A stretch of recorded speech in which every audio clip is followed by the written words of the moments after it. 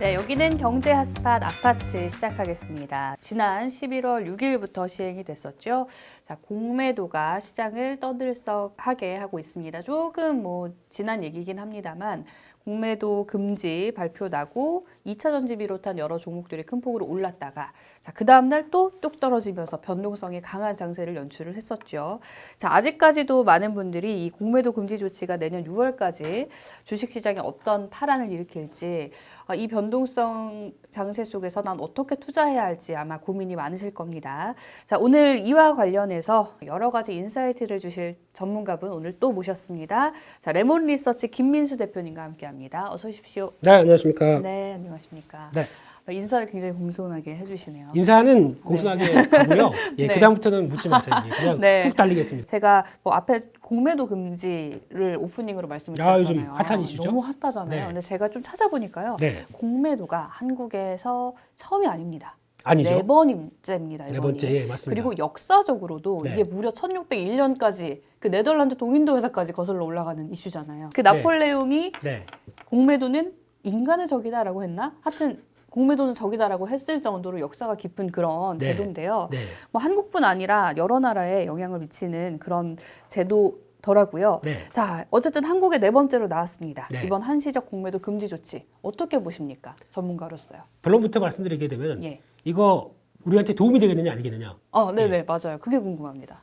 당연히 도움됩니다. 도움됩니까? 이게 잘한 정책이라고 생각되고 있고요. 네. 네. 이제 물론 여기저기서 얘기 나오는 게 이제 약간 좀 비틀어지신 분들 같은 경우는 네. 아니 그래가지고 그거 해가지고 제대로 뭐 정책적인 변화가 나온 적이 있었느냐. 그냥 한시적으로 약간 매물 멈춰놓고 네. 그다음에 충격 소화한 다음에 그다음에 움직일 때 나왔던 하나의 한시적인 방편 아니냐. 네. 이런 쪽으로 많이 얘기를 하는데 이번은 좀 달라요. 다릅니까? 예. 일단 첫 번째, 네. 예. 제가 뭐 정치적인 견해 없습니다. 네. 예, 정치적인 견해가 아니라 지금 어떤 기울어진 운동장을 잡겠다라고 하는 정부의 의지나 네. 이런 쪽을 바라봤었을 때 일단 왜 막느냐가 중요하겠죠. 이 시점에서. 지금 시점에서 왜 이렇게 나와야 될 수밖에 없냐면은 볼게요. 네. 작년 같은 경우 저희가 2022년도 하락장이었습니다. 그렇죠. 네. 자고만 일어나면 빠졌습니다. 네, 너무 마음이 아프고 삶의 원동력을 잃었던 분들 많습니다. 저를 포함해서요. 그렇죠. 네. 예. 작년 얘기하게 되면 이러면서 막 하지마 이러시는 그리고 막 분들. 상실감 들고. 네. 그렇죠. 저희 다 조울증 걸리고. 네, 맞습니다. 그런 장에서도 공매도 잔고가 연말을 기준으로 보게 되면 110조였습니다. 어마어마한데요? 그런데 네. 이번에 공매도 금지 조치 가기 전에 공매도 잔고가 얼마였는지 아십니까? 가기 전에요. 네. 왠지 더 늘었을 것 더 같아요. 늘었죠. 네. 158조였습니다. 40조가 늘어난 상태였네요. 네. 말이 될까요? 이거는 좀 잔액상으로 좀 너무 과했다는 게 첫 번째. 네. 두 번째로 보다 보니까 금융당국에서 다 한번 살펴봤죠. 아니, 이거 좀 심한데? 라고 했던 분들. 그래서 정확하게 언급했던 게 글로벌 IB 10개사가 공매도 진행했던 행태를 보다 보니까 네. 정식적인 절차에 의해서 들어왔느냐라고 보지 않는 부분들이 좀 많았다는 얘기죠. 대차잔고 맺고 그쵸. 그다음에 정확하게 차입 공매도 쪽으로 들어와야 되는데 네. 그게 아니라 어떤 식으로 들어왔냐면은 카톡으로 주문 들어옵니다. 카톡으로요? 그리고 팩스로 들어옵니다. 네. 네. 그리고 거기다가 어제 지난주에 술 먹은 나 김 부장이야. 주문 넣지? 아이고 형님 이렇게 들어오는 거죠. 그날 잘 들어가셨습니까? 근데 네. 주문 내신다고요? 만주요? 알겠습니다. 바로 대응하겠습니다. 이틀 뒤까지 대차 만들어 주세요. 이게 관행이었습니다. 조금 단적으로 네. 예를 들어주시는 거죠. 그렇죠. 이런 게 관행으로 나오다 보니까 네. 해도 좀 너무하다라고 하다 그렇긴 보니까 하네요. 거기서 이제 쭉 그거를 바로잡기 위해서 그리고 특히 가장 개인 투자자들이 이게 좀 심했다라고 네. 얘기하는 게 몇 가지가 있지 않습니까? 첫 번째 수기 장부 방식 네.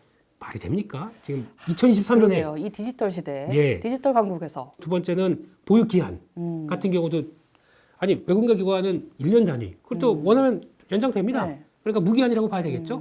근데 우리나라 개인들은 네. 90일 그러게요. 말이 안 너무 되죠. 차별이 있었네요. 네. 사실. 네. 담보 비율도 120, 140%에서 딱 묶여 있고 그들은 여유가 있고 네. 그렇게 되면 말이 안 되는 거죠. 네. 관행도 그렇고 제도도 이런데 그걸 가지고 그냥 시행을 한다. 그럼 결국에는 당하는 건 누굽니까? 그러니까 이거에 대해서는 당연히 네. 액션을 취해줘야 되겠죠.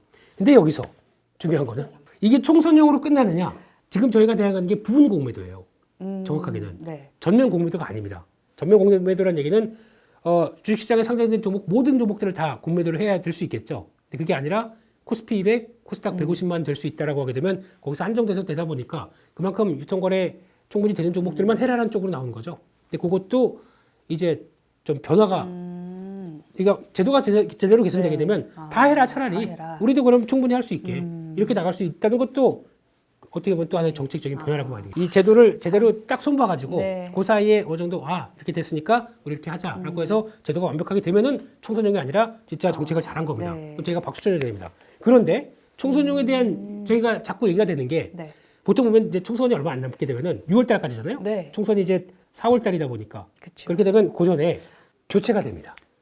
아. 그렇죠? 이제 내가 연임할 수도 있고 예. 아닐 수도 있고 불안한 상황 쪽에서 한 또 선거 운동을 해야 되겠죠. 3월 달 그쵸. 또 그 법정 또 그 네. 선거 운동 기간이 있죠. 그 전까지 마무리를 지어야 됩니다. 그렇게 되면은 지금부터 한 내년 1, 2월까지는 마무리가 돼야 됩니다. 네. 그래서 어느 정도 이렇게 하겠다라는 거 거의 정해놓고 네. 확인된 다음에 그 다음에 너희들 이제 그동안 고생했으니까 이렇게 앞으로 시행할 거다라고 해놓고 그 다음에 총선 해놓고 그 다음에 6월달 딱 와서 그 다음에 공모도 다시 펼쳐놓고 우리도 똑같이 한다라고 해야 되는데 이게 생각보다 촉박해요.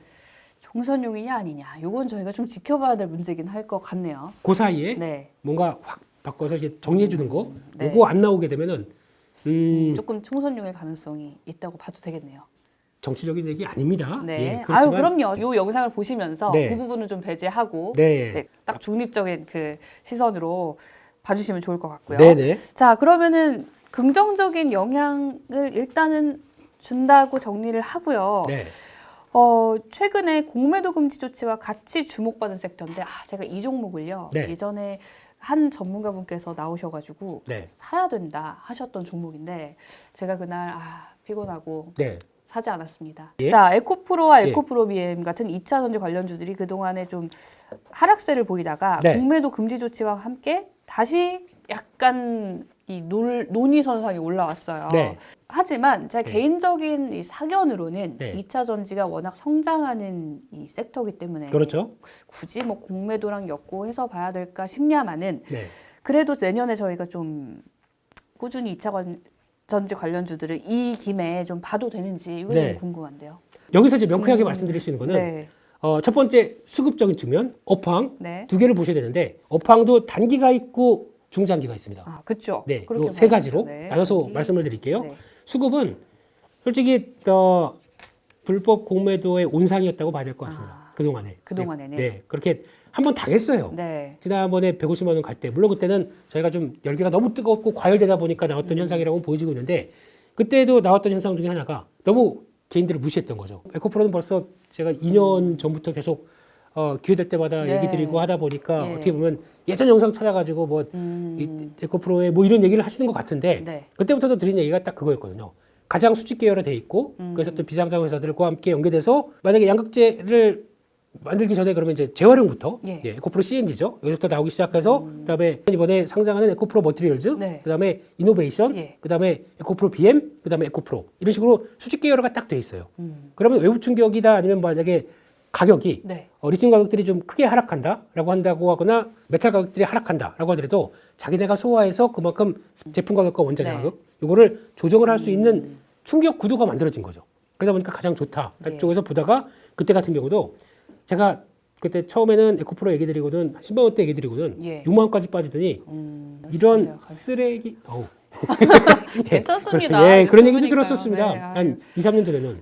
네, 그러다가 네. 결국은 여기까지 와 있는 상황들인데 이제 중요한 거는 이게 변화가 수급 관련된 쪽은 네. 그러니까 그때 같은 경우 어떤 그런 현상이 나오냐면 비싸요. 성장에 대한 밸류가 있다 보니까 비쌉니다. 네. 그러면 공매도 쪽의 흐름들은 올라올 때마다 공매도 쳤어요. 그러면 다시 내려가죠. 네. 그러면 또 상환하고 또 공매도 오고 상환하고 이러다가 이번에도 의례적으로 쭉 올라오다 보니까 네. 10만 원대 있던 게 갑자기 뭐 2, 30만 원대 올라오다 보니까 의례적으로 공매도를 했습니다. 근데 여기서 폭발한 거죠. 성장성에 대한 흐름들 네. 거기다가 구도를 보다 보니까 지금 중국이 아무리 LFP 가지고 성장한다고 하더라도 NCM 계열 또 NCA 계열 쪽에서는 한국이 다 잡을 것 같거든요. 네. 이거 폭발하다 보면 잠깐 계산을 해볼게요 하고 뭐 이렇게 하다 보니까 무슨 500기가와트씩 막 이렇게 퍽퍽 늘어나기 시작하는데 그럼 곱하기 지금 현재 리튬 가격과 하면 얼마냐라고 하다 보니까 그때 폭발했던 거죠. 그래서 된통 당했습니다. 네. 그래서 거기까지는 올라간 건 조금 오버했고요. 그러다가 다시 이제 내려옵니다. 내려오는데 그 이제 수급적인 측면으로 봤었을 때는 어떤 개인들의 강력한 매수세와 함께 나왔던 부분들이 좀 좀 과열도 있었고 거기다가 좀 냉정을 찾아가는 시기 정도라고 봐야 되는데 그 중에 나왔던 것들의 가장 첫 번째 중에 하나가 뭐가 있었냐면은 일단 금리가 있습니다. 올해 초 같은 경우 분위기 보시게 되면은 올해 초에 2023년도 초에 강한 테마가 뭐가 있었죠? 강한 테마 중에 하나가 성장주 개념들, AI, 로봇, 또 예. 2차 전지 네. 이런 것들이 성장주 개념으로 막 움직였던 건데 그쵸. 성장주가 왜 움직이냐면 금리가 떨어질 가능성이 높을 때 움직입니다. 이제는 거의 끝까지 왔다. 다 왔다. 이런 분위기에서. 네. 네. 그리고 다 왔다는 분위기가 연초에 거의 팽배했었어요. 네. 그래서 올해 연말 오면은 거의 연준에서 금리 인하할 거다. 네. 분위기가 되게 컸거든요. 근데 이거 언제 바뀌었냐면은 9월 FOMC. 금리를 이제 살짝 올리던데 네. 거기 가서는 거의 연준 의장도 이제 물가가 다 거의 많이 떨어질 것 같으니까 네. 우리 금리 일단 유보하겠다는 입장 쪽으로 발려 보였었는데 그게 딱 핵심 그렇죠. 방향키를 전환하게 된 그렇죠. 그때 발언이었네요. 어떤 현상이 나왔냐면 네. 딱 보니까 FOMC 회의에서 여전히 우리는 금리를 올릴 준비가 돼 있고 점도표를 딱 찍은 거 보니까 네. 여전히 그쵸. 내년에 여전히. 뭐 5.1%가 찍혀 있어요 저기. 네. 그러면 잠깐만 이거 많이 해봐야 여전히 높은 금리일 거고 내년도 아직 모르겠다. 그러다 네. 보니까 금리에 대한 생각들이 확 꺾였죠. 그래서 많이 빨라봐야 금리 인하 가게 되면 내년 2024년 네. 상반기 6월 말을 가야 되겠다. 이런 쪽으로 나오다 보니까 그때부터 폭락하기 시작했던 게 그동안 좀 과열차게 네. 올랐던 성장주 종목들. 그때 AI 로봇도 다 꺾였었습니다. 그렇게 나오시다 하다 보니까 결국에는 그게 다 같이 영향을 끼치면서 들어왔던 게 가장 첫 번째고 두 번째는 업황이 꺾였어요. 꺾였다는 얘기를 왜 드리냐면은 이게 보통 보면 이제 양극재나 2차 전지나 관련돼서 보게 되면 이거를 구성을 할 때 보면은 모든 산업들을 비교를 할 때 이 회사가 그리고 이 산업이 될까 안 될까를 볼 때는 딱 그걸 보셔야 됩니다. PQ. 그러니까 제품 가격이 있을 거고 네. 거기다가 얼마만큼 잘 팔 거고 합치게 되면은 매출액입니다. 그렇죠. 네. 거기서 비용을 빼는 C 코스트 예. 빼게 되면 영업이익입니다. 그러면 P와 Q가 있을 거 아닙니까? 네. 그러면 지금까지는 Q는 계속 성장할 걸로 봤었어요. 네. 왜냐하면 전기차 지금 이제 침투를 보게 되면은 중국은 거의 이제 많이 모기까지 찼다. 예. 30%까지 들어왔죠. 이제 유럽 쪽은 이제 막 10%대 넘어서 한 20%대까지 들어가고 있는 상황들. 근데 이렇게 되다 보니까 이제 좀 목이 많이 찬 중국들이 유럽으로 막 갑니다. 그래서 싸게 그것도 네. 보조금 받고 싸게 그리고 또 과잉 설비가 있다 보니까 싸게 LFP 탄 차들이 쭉 들어옵니다.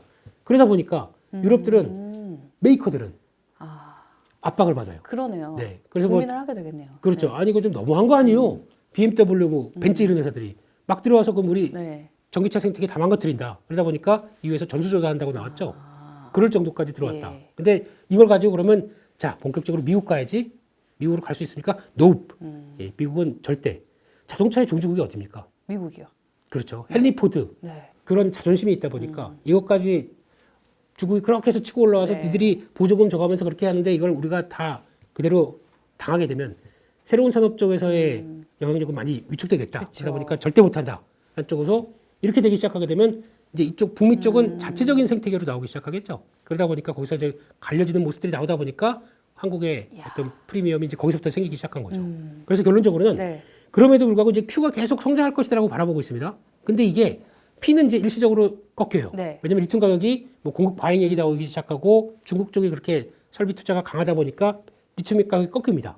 거기다가 메탈 가격들이 금리가 이렇게 올라가는데 달러가 강세인데 원자재가 그게 반대로 갈 수밖에 없잖아요. 그렇죠. 그러면 우리 메탈 가격이 하락해요. 네. 그럼 아까 말씀드렸듯이 NCM, 니켈, 코발트, 망간, 알루미늄 이쪽은 다 메탈 쪽입니다. 메탈 가격도 떨어지겠죠. 그러면 P를 구성하는 항목들이 다 하락합니다. 네. 그런데 Q는 꾸준히 올라가서 P가 만약에 10% 하락했는데 Q는 5% 증가했다. 그럼 결국에는 나올 거는 오히려 한 5% 감소 쪽 정도밖에 안 되겠죠. P가 아무리 떨어져도 그러네요. 방어를 할 수 있겠죠. 네. 근데 이번에 하반기는 그 얘기 많이 들어보셨죠? 전기차가 안 팔린다. 근데 자세히 보게 되면 전기차뿐만 아니라 내연기관도 잘 안 팔려요. 다 안 팔리는 네. 상황. 금리가 그렇게 예. 높아지는데 저희가 미국에 가서 모토론이라는 거 한번 아시죠? 오토로 알죠. 예. 이게 자동차 할 때 우리식으로 할부금융 금리가 얼마인지 아십니까? 얼마나 될까? 굉장히 비싸지 않나요? 그래서 한국도 요즘 그것 때문에 막 중고차 매물 쏟아지고 맞습니다, 하는 거 맞습니다. 아닙니까? 한국도 지금 기본 네, 8%, 아, 또 프라임 등급 같은 경우는 13% 나와요, 네. 미국은. 그 정도로 빌려가면서 차를 타기는 힘들죠. 그렇죠. 네. 그리고 신용 안 좋은 친구들은 그나마도 못하겠네요. 20% 됩니다. 네. 대부업체요, 무슨. 그러니까요. 네. 이런 상황 네. 쪽에서 누가 차를 삽니까? 그래서 진짜 필요하게 되면 사긴 사겠죠. 네. 근데 이런 상황이 되다 보니까 전기차가 안 팔리고 굳이 그걸 해야 돼라고 네. 하는데 내연기관차도 잘 안 팔려요. 이런 현상이 되다 보니까 내구재 자체가 다 압박을 네. 받는 거죠. 이런 현상이 나오다 보니까 큐도 줄어요. 이게 9월 달부터 나왔던 수출 동향들, 양극재 네. 수출 동향을 보게 되면 쭉 갔더니 이제 꺾이기 시작합니다. 그러니까 큐도 이제 줄어드는 거예요. 그러니까 지금 P 떨어지고 Q 떨어지고 이렇게 나오다 보니까 당연히 실적이 안 나오겠죠. 네. 그런데 주가가 버틸까요? 성장주가? 그런 상황 쪽에서 그러면 저희가 생각을 해야 될 게 지금 P도 안 좋고 Q도 안 좋고 금리도 이만큼 올라와 있고 아주 성장주 쪽에는 최악의 상황입니다. 그거에 비해서는 제가 보기엔 잘 버티는 거예요 지금요. 그런데 네. 이게 끝일까요? 당연히 아니겠죠. 이게 핵심인 거죠. 아까 말씀드렸듯이 P라고 하는 항목들은 예. 되게 가변적이에요. 어떤 때는 올라가고 어떤 때 내려가고. 네. 네. 여기서 볼게요. 그러면 이제 미국에 요즘 나오는 지표를 보게 되면은 지표들이 생각보다 3분기 뭐 무슨 4% 5% 성장할 정도로 경제 성장률이 딱 좋았습니다. 네, 미국 경제가 견고하다 이런 얘기 많이 듣잖아요. 네, 요즘. 그게 정점일 겁니다. 네. 앞으로 나오는 건 꺾일 겁니다. 나오는 소매 지표부터 다 부정적으로 나오기 시작하죠. 그러면 미국의 약간 경기가 약간 위축되기 네. 시작했을 때 그때 나올 수 있는 변화들은 달러가 약해지겠죠. 그렇죠. 그러면 또 원자재 가격들은 올라갈 수가 있습니다. 네. 근데 이제 이게 경기 속도가 급강하냐 그러면 이건 난리가 나겠지만 서서히 하락하는데 이런 주변 여건들이 또 좋아지기 시작한다 그러면은 네. P는 올라올 수가 있습니다. 그렇겠죠? 네. 네, 그렇게 된 다음에 Q 같은 경우는 그러면은 약간 위축됐던 것도 전기차도 이제 다시 슬슬 돌아가네라고 하는 변화가 나오기 시작한다. 그러면 네. 이게 P 반등, Q는 위축됐던 거 다시 살아나기 시작하게 되면 또 더할 나위 없이 좋은 조건들이 나오기 시작하겠죠. 네. 그럼 실적도 회복됩니다. 이런 과정이 나오게 되면 과연 네. 2차 전지는 지금이 바닥일까요? 아닐까요? 이런 것도 생각해 보셔야 되겠죠. 그러게요. 네. 그래서 참고하실 게 Q가 살아날 만한 조건들 이거 계속 체크하셔야 될 것 같습니다. 알겠습니다. 네. 예전에 에코프로인가요? 에코프로 BM 그 네. 쓰레기라고 욕먹고 계셨을 때. 에코프로예요. 에코프로예요? 되게 죄송해요. 진심을 담고 얘기를 하시니까 네, 갑자기 위축되네요. 예. 네, 편하게 그냥 했습니다. 예. 그때도 이제 조금씩 꾸준히 사업 모으라고 하셨잖아요. 네. 그럼 지금도 그 견해는 유지하고 계십니까? 트레이더는 네. 그때그때마다 바뀝니다. 지금은 에코프로에 대해서는 이제 네. 밸류가 예전에 저희가 줬었던 뭐 150만 원대 네. 갔을 때는 너무 과했습니다. 그래서 과했다. 아마 이번에는 예. 또 에코프로 머티리얼즈가 녹화일 기준 다음 날 정도쯤에 또 상장이 됩니다. 네, 그거 지금 여쭤보려고 했어요. 그것까지 일단 살짝 말씀을 드리게 네. 되면 네. 그러니까 그러다 보니까 약간 갖고 있던 계열사가 상장이 되기 시작하면서 이제 데뷔를 하기 시작하게 되면 네. 갖고 있던 본래 가치들이 줄어듭니다. 줄어듭니까? 그렇죠. 네. 그리고 또 갖고 있던 회사들 뭐 CNG나 이노베이션 이런 것도 상장시키기 시작하게 되면 점점 줄어듭니다. 그러니까 예전에 저희가 비상장으로 갖고 있던 에코프로에 대한 지주사를 볼 때 가치보다는 줄어듭니다. 그건 감안하셔야 될 것 같고요. 그런데 지금 상대적인 낙폭이 컸던 거는 네. 그리고 또 실질적으로 여기서 역할을 해준다라고 하게 되면 제가 보기에는 에코프로 BM입니다. 지금은. 그게 더 매매하기가 딱 좋다고 생각 들고 네. 있고요. 그런 쪽으로 바라보시는 게 맞을 것 같고 그런 관점으로 봤을 때 이제 지금 아까 말씀드린 구조가 되는데 여기서 이제 단기적으로는 이제 3분기 안 좋은 거 확인됐고 네. 이 지금 수출 동향까지 보게 되면 4분기도 그닥 나아질 것 같지는 않고요. 그리고 또 다음 분기 1분기도 이제 적어도 Q가 살아나는 걸 봐야 네. 되거든요. 그것까지는 아직 잘 모르겠습니다. 그래서 바닥이 약간 횡보가 나올 수는 있어요. 하지만 큰 그림상으로 봤을 때는 네. 그러면 아까 말씀드린 Q 확대가 나오는 구조 이게 바뀔까요? 여전히 유지가 될까요? Q 확대에 대해서는 예. 저희가 일시적으로 지금 이런 여러 가지 과정 쪽에서 나왔을 네. 것이다라고 바라보고 있고 다시 열렸을 때 저희가 해야 될 일은 그겁니다. 과거 밸류만큼 줄 수 있을 것이냐 아니면 지금 밸류가 지금 이 정도 네. 꺾여진 밸류일 것이냐 그거는 시장이 주는 겁니다. 그리고 그거를 판단해서 따라가는 건 저희거든요. 근데 그런 관점에서 여러 가지 업황 상황 위축되다 보니까 네. 급격하게 꺾였던 이제 밸류와 그걸 반영한 주가가 이제 여기서 턴하고 가는 과정은 지켜보셔야 됩니다. 지금은 아마 제가 보기에는 예전에 뭐 에코프로 기준으로 100만 원대 아니면 에코프로 BM 뭐 40만 원대, 50만 원대 네. 이런 때 사셨던 분들은 올해 지금은 아이고 이거 어떻게 해라고 생각하시지만 이걸 관리를 하는 입장 쪽에서 지금에 네. 보는 입장은 올해 지금은 기회가 더 맞다는 쪽으로 보는 게 좋을 것 같습니다. 네. 네. 발음도 어렵네요. 에코프로 Materials. 네. 이 종목이 와우. 이제 11월 17일 네. 내일이에요. 네. 상장을 앞두고 있습니다. 네. 그래서 아마 여러분들이 이거 보실 때쯤에는 상장된 후일 것 같은데 네. 이 종목에 대한 전망을 좀 여쭤보고 싶은데 좀 2차 전지주가 그래도 지금 어떻게 해야 되지 갈팡질팡하는 요 시기에 상장을 한단 말이죠. 네. 수심이 좀 자극이 될 거라고 보십니까? 실망감이 좀 큽니다. 실망감이 지금은요. 크십니까? 예. 이렇게 참 운도 없어요. 네. 업황 안 좋은 때. 타이밍이죠 인생은. 거기다 경쟁률 보다 보니까 기관도 막 포기하고 나와서 아마 이번에 10주 청약했는데 4주까지 나오시는 분도 그러니까요. 이렇게 나올 정도로 인기가 없습니다. 그 두산 로봇 로보틱스가 3조 5천억 원을 네. 증거금을 모았는데요. 네, 5,500억이면 좀 약간 자존심 상하는 거 아니에요? 그렇죠. 네. 근데 원래 어떻게 보면은 네. 싸게 들어오는 게 좋습니다. 아, 싸게 사야 되는데 싸게 이제 이거를 이게 가치가 싸다라고 보기는 힘들어요. 왜냐면 이번에 3분기 나왔던 실적 보다 보니까 네. 적자났습니다. 네, 그동안에 그래서 잘하던 회사가 적자났다. 네. 그러니까 소재 업체가 아. 적자났다는 구조는 아까 말씀드렸듯이 PQ가 다 안 좋을 때입니다. 아, 딱 그게 각인이 됐네요. 네. 머릿속에. 네, 제가. 에코프로 머티리얼즈가 전구체 쪽이거든요. 네. 그러니까 지금 리튬과 연결해서 같이 활성화 물질을 해놓고 그다음에 전구체가 만들어지다 보니까 거의 끝단에 있는 쪽입니다. 네. 그래서 이번에도 가장 실적이 안 좋았는데 네. 그러다 보니까 인기가 없죠. 네. 그러니까 만약에 이런 데도 인기가 좋았다면 그게 더 이상한 그게 거죠. 더 이상한 그게 더 버블이다라고 약간, 할 수 있는데 그렇죠. 지금은 인기가 없으니까 이 정도까지 왔다. 그래서 아마 상장하고도 네. 한동안은 자리를 못 찾아야 할 것 같습니다. 그런 쪽에서 아마 진정한 또 사자의 가슴을 갖고 있는 네. 저희는 사자와 팔자밖에 없습니다. 아, 그렇군요. 네, 아, 그렇습니다. 재밌네요. 유머 감각이 넘칩니다. 네, 레몬 네, 리서치입니다. 네. 네. 사자의 가슴을 예. 갖고 저거 언제 살까라고 보시는 분들한테는 솔직히 뭐 한 2, 3일 많이 빌린다. 네.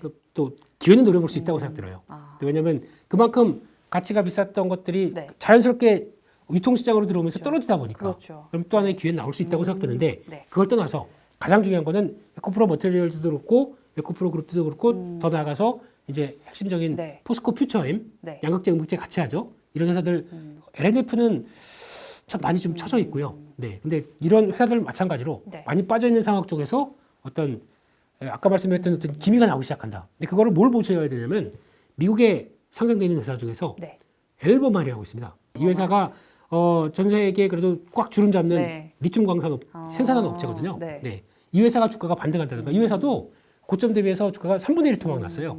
다 이래요. 이체전지 쪽들이. 지금 그렇군요. 다. 그러다 보니까 주가가 빠진 거죠. 근데 한국 조복들만 버틴다. 이게 더 이상한 거예요. 그래서 다 같이 밀리는 상황들이죠.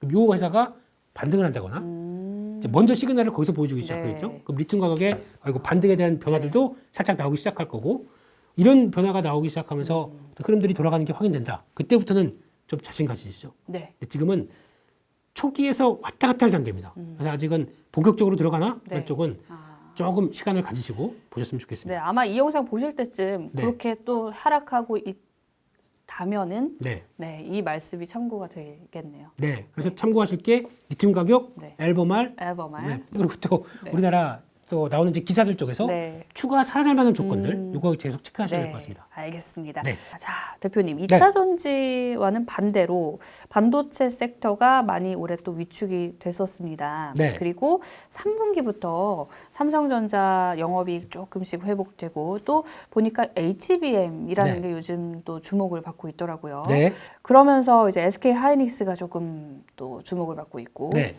근데 사실은 반도체는요, 약간 이런 느낌이에요. 뭐 네. 유행진한 느낌? 오호. 딱 보기에, 그냥 겉보기에. 예. 이런 말씀을 드리는 이유가 뭐 네. 전망도 그저 그렇고 투자해볼까라는 마음도 선뜻 손이 안 가고 이런 것 때문에 말씀을 드린 건데 왜냐하면 네. 저의 자산이 한정적이라서 아. 너무 매력적인 자산이 많아가지고 어디에 더 담을까 이런 그 고민을 예금 하는 깨고 거죠. 사세요. 아, 그래도 되나요? 예. 네. 눈이 반짝거리는데 네, 네. 자, 반도체 그럼 내년은 올해보다 좀 훨씬 괜찮을까요? 어떻습니까? 더 좋아지죠. 아, 더 좋아집니다. 네, 더 좋아질 수밖에 없죠. 보통 이제 반도체를 보면서 저희가 무슨 첨단 산업 막 이렇게 얘기를 하시는데 네. 아닙니다. 그냥 사이클 산업입니다. 사이클 네. 산업이다. 안 좋았을 때랑 좋았을 때가 분명히 나오다 보니까 그러니까 사이클이죠. 어떤 경기 동향하고도 네. 같이 맞추는데 경기 동향보다 좀 더 민감하게 네. 움직이는 산업들인데 그만큼의 사이클을 타다 보니까 항상 사이클 산업은 언제 사야 되냐면 적정할 때 삽니다. 하실 수 있겠어요? 근데 그게 왜 이렇게 힘든지 모르겠어요. 정말. 정하셔야 돼요. 한국 주식 투자하시려면 네, 그리고 그냥 또 반대로 가면 되네요, 그냥. 무조건 반대입니다. 네. 그리고 또 항상 보면은 저희가 삼성전자, 구만전자 여기서 막 살려주세요 하고 있었을 때 네. 보게 되면 그때 나왔던 신문 한번 찾아보세요. 다 영업이익 급 상승. 이제 거기서 나왔던 얘기들 대부분 네. 보게 되면은 그때 코로나19 때 다 집에 있다 보니까 뭐 노트북 거기다가 기억나요. 태블릿, 네. 스마트폰 다 바꾸고 거기다 들어가는 메모리 반도체는 폭증할 것이다 그러다 보니까 영업이익가 이렇게 딱 봤더니 갑자기 쫙쫙쫙 올라오기 네네. 시작합니다. 저희 신나했었죠. 그쵸. 거기가 고점입니다. 거기가 고점이다. 사람들이 그렇게 얘기할 때는 팔아야 됩니다. 막 이제 경제 전문가들이 막 되게 몸값이 올라갔을 네, 때죠. 네, 네. 어느 한 방송에서 삼성전자 팔자고 얘기했다가 댓글창이 폭발된 적이 있습니다. 그때 또 마음에 그런 그러면 상처밖에 좀- 없어요. 예. 그러면 좀 상처받죠, 진짜. 네. 그 뉘앙스 딱 보고 그다음엔 그렇게 무서우니까 네. 공격적으로는 얘기 안 하는데 뭐 중요한 거는 지금 삼성전자 같은 경우도 이제 그렇게 되면 지금 같은 경우는 적자 이렇게 심하다. 네. 거기다가 아직 재고가 이만큼 쌓여 있다. 이런 네. 업황 안 좋은 때는 사는 게 맞습니다. 중요한 거는 네. 예전에 봤던 저희 이제 네. 반도체 업황의 바닥과 또 이제 고점의 네. 어떤 이익 사이클들은 네. 이번에 더 올라올 것 같습니다.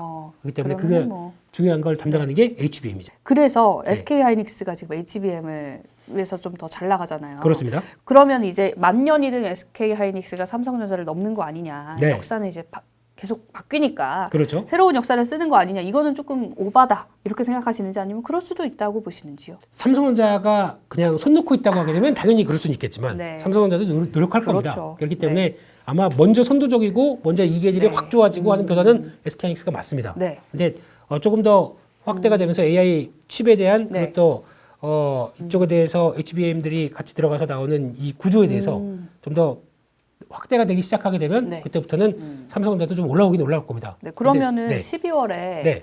삼전 아니면 하이닉스 한 종목에만 담고 싶어요. 그럼 어느 거 살까요? 하이닉스. 하이닉스. 네, 여전히 하이닉스. 여전히 하이닉스. 네. 그럼 갈아타도 될까요? 지금 자, 예, 아주 적극적으로 나오시네요. 네. 네. 네, 그거는 이제 네. 한번 고민해 볼게요. 반반. 네, 반반. 네. 네, 알겠습니다.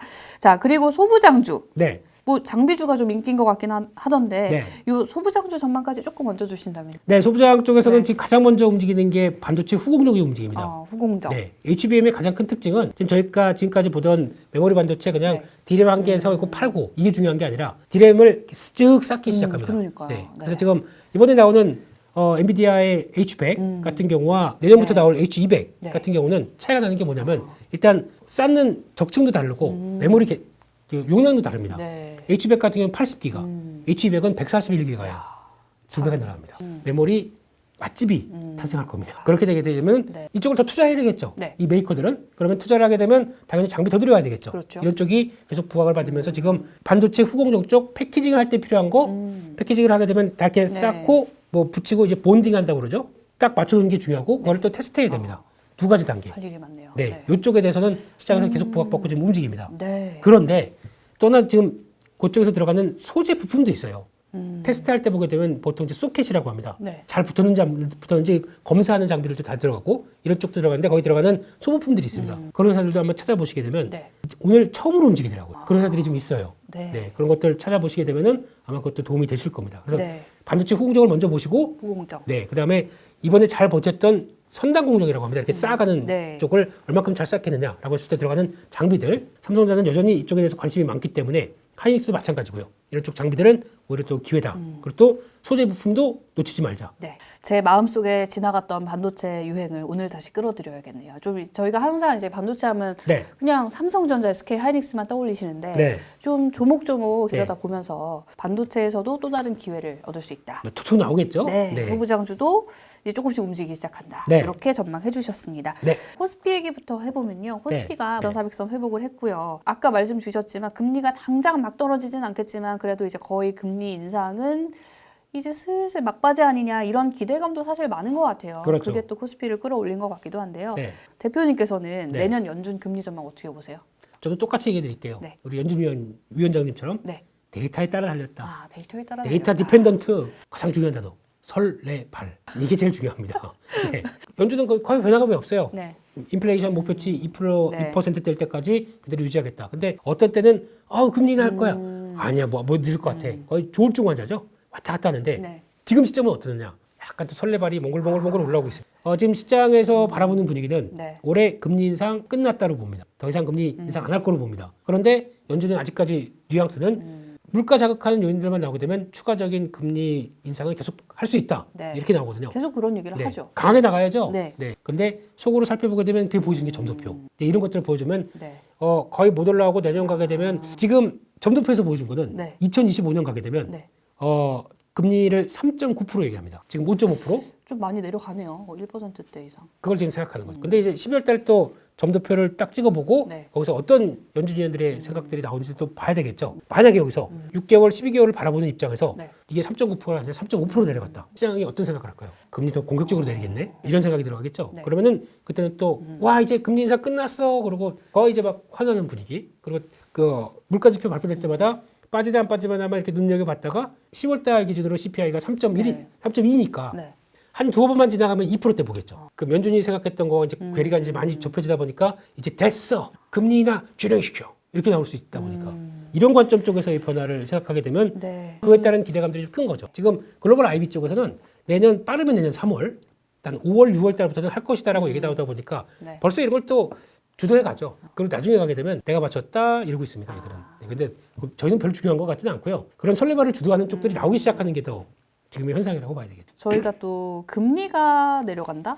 가능성이 있다? 이러면 사실은 이 위험 자산인 투자, 주식이나 뭐 이런 기타 등등의 영역에서는 네, 또 설레발의 시대와 함께 투자의 시대도 또 성큼 다가오는 거 아닌가 싶은데 그거죠. 그러면 내년 상반기를 주도할 섹터. 자, 올해는 아까 말씀해 주셨던 뭐 2차 전지, 반도체 뜨거웠는데 네, 반도체 2차 전지 말고 성장주 있을까요? 성장주 많죠. 대한민국의 자체도 성장주 개념이 될 수 있습니다. 대한민국 자체가 네. 성장주요. 왜냐하면 무럭무럭 클 수 있는 섹터를 많이 보유하고 있는 나라고 네. 그걸 또 잘할 수 있는 나라고 이렇게 돼가고 있는 상황들인데 네. 거기서 이제 볼 때 이제 핵심적으로 봐야 될 부분들은 금리가 떨어지게 되면 올해 초와 똑같은 상황들이에요. 그때 움직였던 게 뭐였었죠? AI 로봇, 2차 전지. 그렇죠. 네. 근데 이번에는 2차 전지는 업황 좀 봐야 되긴 하겠는데 금리가 떨어지면서 나올 수 있는 밸류가 회복되기 시작한다. 네. 그러면은 의외로 또 AI 로봇도 주도를 하면서 저희가 별로 관심을 갖지 않았던 전 국민이 또 주주로 갖고 계신 카카오, 카카오. 네이버 이런 것도 밸류가 업이 될 수 있습니다. 그리고 게임주는 돈 많이 버는 회사인 줄 알았더니 이렇게 당하고 있네. 맞아요. 네, 그 생각도 NC소프트를 게임주로 봐야 되는지는 제가 그거는 좀 논의로 하겠습니다. 네, NC소프트는 저희가 하도 리저씨들은 당한 게 많아가지고 네, 그래서 그건 네. 이제 제외시키겠습니다. 네. 근데 게임주도 어떻게 보면 성장주 개념으로 그쵸. 들어가죠. 그래서 어떤 그 소프트웨어 쪽들도 다 같이 바라보면서 금리가 그런 변화가 나오게 되면 네. 성장주도 움직인다라는 관점 쪽에서 종목들 찾아가는 것도 괜찮다고 봐야 될 것 같고 말씀드렸던 반도체는 사이클적인 움직임이고 네. 게다가 또 개별적인 움직임으로는 또 IT 기기들이 지금 내년부터는 또 이제 역성장이 스마트폰도 회복하기 시작한다, 노트북도 다시 팔린다, 뭐 이런 쪽으로 나오는데 네. 노트북을 지금 한 3년 갖고 있었어요. 썼습니다. 근데 잘 쓰긴 썼는데 약간 좀 바꿀까? 좀 좋은 거 나오기 시작하면 바꿀까? 라고 하는 욕구가 나올 수 있는 게 노트북도 바뀌어야 되겠죠. 그렇죠. 바뀌는 게 뭐가 바뀝니까? 지금까지 LCD 쓰셨어요. 요즘 유행에는 OLED 한번 써보세요. 그러면 OLED 노트북이 딱 나옵니다. 네. 솔직히 그렇게 큰 차이는 안 나요. 가장 큰 핵심은 네. 저전력입니다. 전력이 더 소모가 적어서 네. 배터리가 오래 갑니다. 이런 쪽에 대한 얘기 나오면 OLED 쪽도 한번 보셔야 될 것 같고 네. 그런 쪽에 이제 다양한 시각들도 한번 체크하셨으면 좋겠습니다. 그래서 대한민국 자체가 성장주가 될 수 있다라고 말씀하셨군요. 금리 떨어지고 네. 경기 회복세에 대한 조금 변화만 나오기 시작하게 되면 언제든지 뛰어 오를 수 있는 게 네. 대한민국 섹터들은 많죠. 자, 마지막으로 사실 투자가 말씀해 주신 것처럼 이렇게 딱딱 공식처럼 되면은 얼마나 좋겠습니다만 네. 저희는 또 항상 리스크가 있지 않습니까? 그렇죠. 좀 리스크를 줄이고 좀 투자를 하면서 행복할 수 있을지 조언을 좀 주신다면요. 그 중요한 문제죠. 네. 예, 주식 투자하게 되면 일단은 머리 빠지고 피부 흰머리 칙칙해지고 중요한 거는 이게 지금 주식 투자를 한다는 것 자체가 우리가 행복하려고 하는 거거든요. 그렇죠. 네, 거기다 너무 들어가서 내 기분과 네. 내 모든 것들이 다 그렇죠. 거기 맞물려서 들어간다. 멘탈이 흔들리면 안 되죠. 안 좋은 겁니다. 네. 그렇기 때문에 한다고 하시더라도 어차피 이게 지나야 될 국면이고 어차피 내가 주식 사면 물립니다. 그렇게 돼 있어요. 네. 네, 그러니까 나오는 과정들 다 겪어내고 그 다음에 또 변화 나오는 것까지 잘 보시게 되면은 너무 두려워하지 마시고 액션 할 땐 하시고 네. 그렇다고 또 갑자기 신용부터 대출 확 받아가지고 이렇게 사는 거 아닌 것 같고요. 그냥 정도의 길을 가도 시장 수익률을 따라갈 수 있습니다. 저희 아파트에서 네. 많은 패널분들이 다 얘기해 주시는 거 아닙니까? 그렇죠. 좋아요, 구독. 아이고, 감사합니다. 네, 예, 예. 감사드립니다. 오늘 우리 아파트의 김민수 레몬리서치 대표님 모시고 한국 주식시장 전반에 대해 두루두루 이야기를 하다 보니 또 보내드릴 때가 됐습니다. 네, 오늘 출연해주신 김민수 대표님께 다시 한번 감사 인사드리면서요. 아파트 여기서 마치겠습니다. 네, 오늘 출연해주셔서 고맙습니다. 감사합니다. 네, 지금까지 저는 경제 크리에이터 신지은이었습니다. 좋아요, 구독, 즐겨찾기 많이 부탁드립니다. 고맙습니다.